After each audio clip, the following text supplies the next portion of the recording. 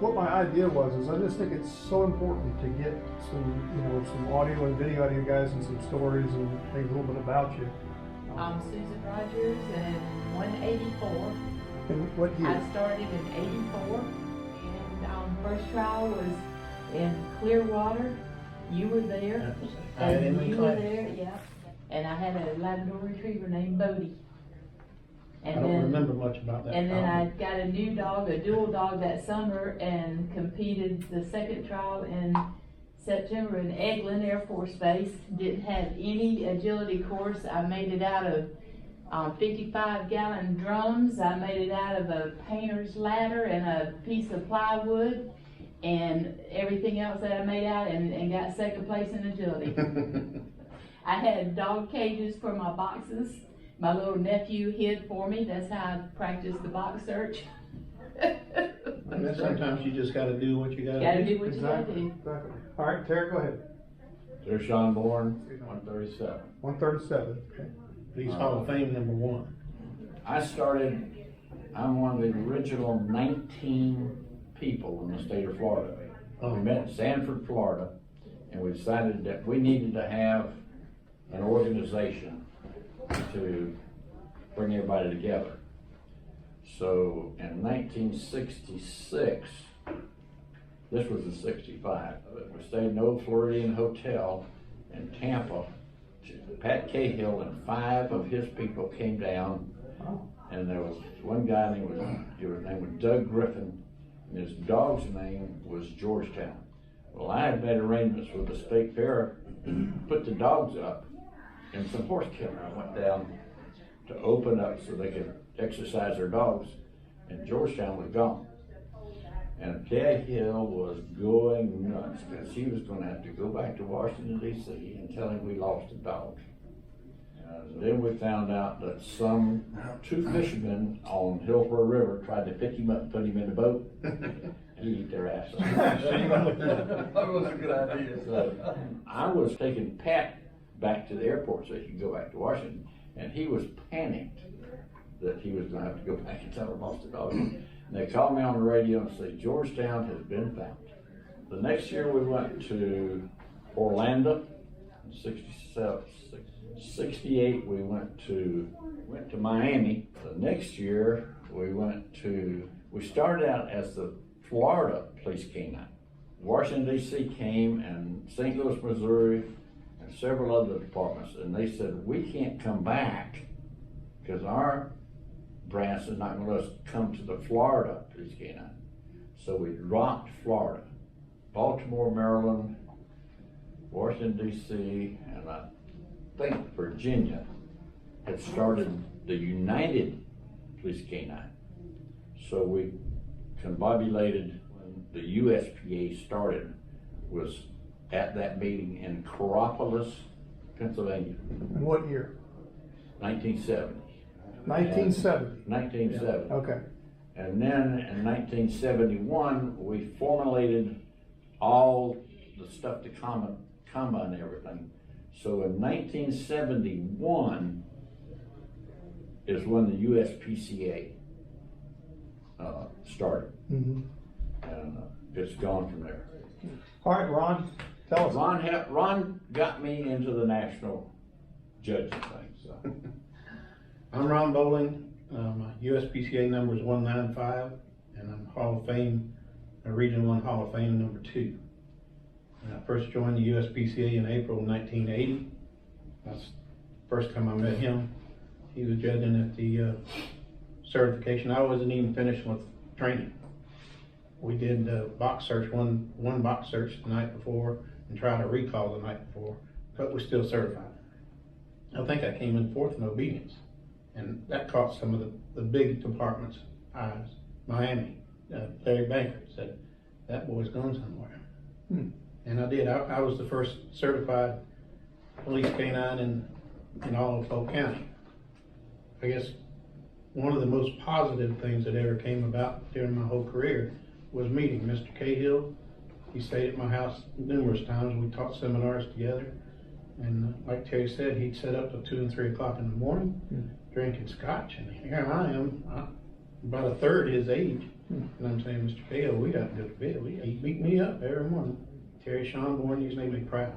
Because we finished with a trial and he'd say, I hit you for something I've never hit anybody before. He said, but that's all I could find. He said, I dig at you to find, to keep from giving you a perfect score. I didn't think there was any perfect score dogs. Right. And he damn sure won't get it from me. And that just made me more proud of the score I got. That's great. You earned it. Yep. This man right here got the first perfect score that I ever gave to anyone, and it was on the box search. He walked out on the field with his dog, never stepped foot past the starting line. He folded his arms and said, go find him. And Sarge went out, found the guy. Ron didn't go down the field to bring his dog back. Ron told him to heel, and the dog come back and healed. It was the best, absolutely. He barked and tell me he's in there, but he knew he had to go finish this. He's the only person that I ever gave a perfect score on the boxes. It really tore me up. My name is Roy Parker. In 1980, I had been working in investigations for the Oklahoma County Sheriff's Office. The sheriff come in and he said, we got to start a K9. Are you interested? And I said, well, tell me more about it. And he said, well, it'd pay the same. You'll be the boss. If you keep me happy, then I said, well, let me start with 5 guys. I paid for their chain and kennels. I paid for the dog food for their dogs. And till later on we got a budget for K9. So I cut off the tops of some cowboy boots to make arm wraps. We started out just putting towels around our arms, and then I went to the fire department and got some fire hose and cut them off and put a dowel around them. And I went to a dog trial, and that was the worst one there. So I got to say in 1980, I was the worst canine handler in the state of Florida. But I'm hard-headed and I don't quit. So I need to go to school and learn something about it. So I found that Bowling and Lakeland Police Department would put it on school. And that was, I think, in '83. So I've been a national judge. I handled dogs for 20 years, been a national judge for 30 plus years, 34 years. Thank you. And in the next 30 years, I'm Jim Nichols. My national number is 221. Hall of Fame number is number 4. I started in the K9 business back in 1996. Started with a little golden retriever named Sandy. Went through school with her down in Palm Beach. Came back, worked at the city of Punta Gorda for a couple of years, 3, and got to know Wayne Nieberg really well. Wayne and I became good friends. Wayne says, how about coming out to Charlotte County and going to work? What do you think? And they paid better, and I said, that sounds like a great idea. So me and my dogs, we went out to Charlotte County, and took me a little while to get in the K9 unit because they didn't have an opening. And at the time, I worked 2 dogs. I worked a Malinois named Christo and Sandy, my dope dog. And so I get out to the sheriff's office, and the sheriff says, we're going to give you a special car. And so they pull up in this Chevrolet station wagon that had 140,000 miles on it. It was a prisoner transport car before you got it. And they said, they said, there it is. So me and Wayne took it out to his house, and we cleaned it out, and we put a wooden floor in it. We put a cage in the back for Sandy, and Christo was in the back seat. We put wire up on the windows, and it was crank windows, and they had vice grips on them because that's the way you put the windows up. And this car, I mean, it was bad.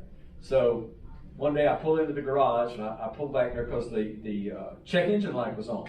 And I pulled in there, and I went and asked the mechanic. I said, listen, check engine light's on. I said, can you take care of that?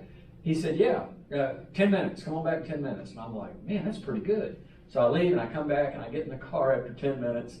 I look down, there's a piece of black tape over, and that was it. And so I did my whole career out there. Wayne and I, we were roommates for several years, and and he's been one of my best friends for 30 years. And before I go any farther, I just want to say the people in this room, plus Susie, are legends to me. They've been my friends.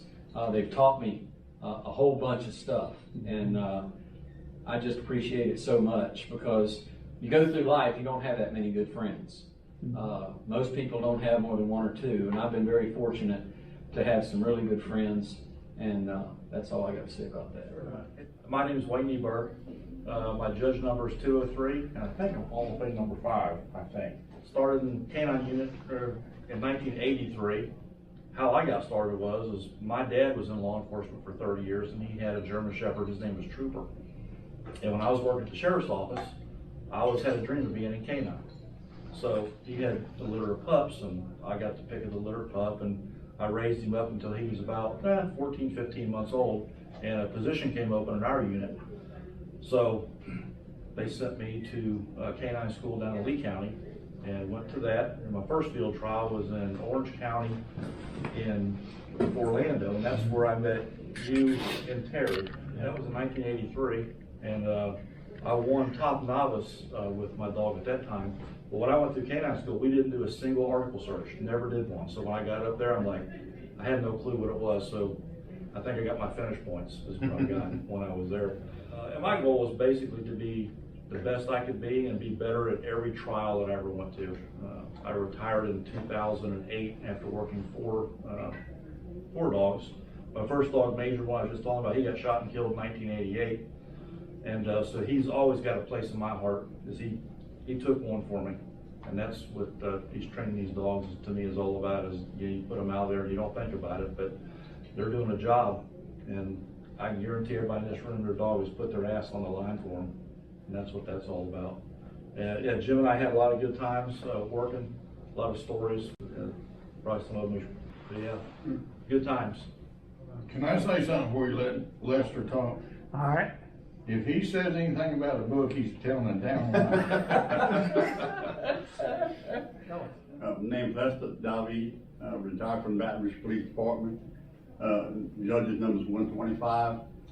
I joined the police department back in 1973 and got in K9 in 1975. And then I wound up getting a dog named Bear, worked with him for a few years, and he got up in age, and I got this big, beautiful white shepherd. But I couldn't get him out the kennel, he was so mean, you know? So it took me about 2 weeks, and I got him out the kennel and stuff, and used it, and went to the trials. I think the first nationals we went to was in 1980. You know, he placed in the top 10 there. As far as these guys right now, I can tell you some stories. You know, I can say we all had good times. But you shouldn't. You shouldn't. No, we got a certain book, me and Ron and Roy. Jimmy. Nobody can't publish it, you know. But you know, I enjoy being around, and that's all really all my good friends and stuff. You're talking about Mr. Cahill. I had a lot. First trials I went to, that white shepherd. They used to do the scores on a black and white board. You know? And I forgot how many points they knocked me in obedience. And I seen Mr. Cahill after completed. I said, Mr. Cahill, I said, I'm not going to argue about my score or anything, but I like to know what I did so I can improve myself. You know, I said, well, who are you? I said, I'm the one with the white dog. You know? And till the day he died, I was the one with the white dog. But he couldn't understand you.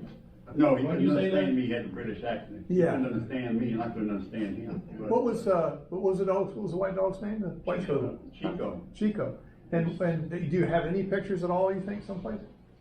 Oh yeah, I think I got some at the house. You know? Because that's something we ought to do. Is we need to get these Let me tell you pictures. something about Chico. They jump 6 foot now. Rod jumped 6 foot. His dog was jumping 14 foot. I seen him jump 14 foot. We used to have competitions on it, see who jumped the furthest. He was like a kangaroo. Chico came out of the dog pound, and the only person who could take care of him and get him out of the pen would be this old man. So I went to look at the dog and said, oh yeah, I like him. You know, so the old man brought him to the office, you know, and put him in the kennel. And for about 2 weeks I fed him chicken, you know, and he kept growling at me. So my sergeant said, you need to take him out of here. And I'll take him out. When I got him out, well, my hand wouldn't close real tight for whatever reason, you know, and the dog just slipped out and went straight to my sergeant. Didn't bite him. And my sergeant said, come get your dogs. And said, hey, my dog is yours. But he was the only one that I had to tell him I was getting in the car, you know, Chico opened the door. Chico, let him know that I am coming in the car. I'm your supervisor, you know, whatever you want to call it. I'm the alpha dog, yeah. Yeah, but, and the spelling of the name was C-H-I-C-O when I got it. I said, this ain't gonna work, Changed it to C-I-C-E-A-U-S, you know, and I enjoyed it. And people keep saying, when you gonna stop doing this? When I'm dead. Yeah. My name's Jim Bryan, and I don't even deserve to be in the same room with these guys. Like I was saying earlier, everything that I learned and done in the business, these guys are responsible for it. I'm not a member of the Hall of Fame. Yeah. Doubtful that'll ever come. Yeah, it's coming. You know, it is on a little bit more of a somber note. Sheriff's Office in Polk County, and I'm sure Ron can correct me if I get it out of whack. Our patrol dog program came into being when we had a deputy shot and killed. T.A. Burnham. T.A. Burnham. T.A. Burnham. And What year was that? 1981. 1981. And we Called me had out from no, home. I had the only dog in the county. we had no patrol dog program at the Sheriff's Office, and shortly after that, after the incident was squared away, they contacted Ron. So you teach the program. He put, what, half a dozen or 5 of our guys through it. Kevin Ryder was one of them. And that's where it started. Now, that was in 81. Well, I think we started that class in 82 and then had Roy in 83. So, yeah, it was probably 82 when we started the class. I was finally pestered enough. I started at the Sheriff's Office December of 85, and I pestered him enough to get a dog in 1989, and I didn't look back. I loved it ever since. I loved it when I got in it, and nothing's changed. Well, it's one of those jobs, I said it when, and one thing I meant to bring up a while ago. I'm one of 2 people that I know of in the whole country that's had the training center dedicated to them. Mr. Cahill was first, and then the Lakeland K9 Training Center, to me. And I said it at that dedication. That was a job. It wasn't a job. It was a way of life. It was a lifestyle. And you do it for nothing. You love going to work every day, every night. Even with problems, you hit it, head on, and let the good times roll.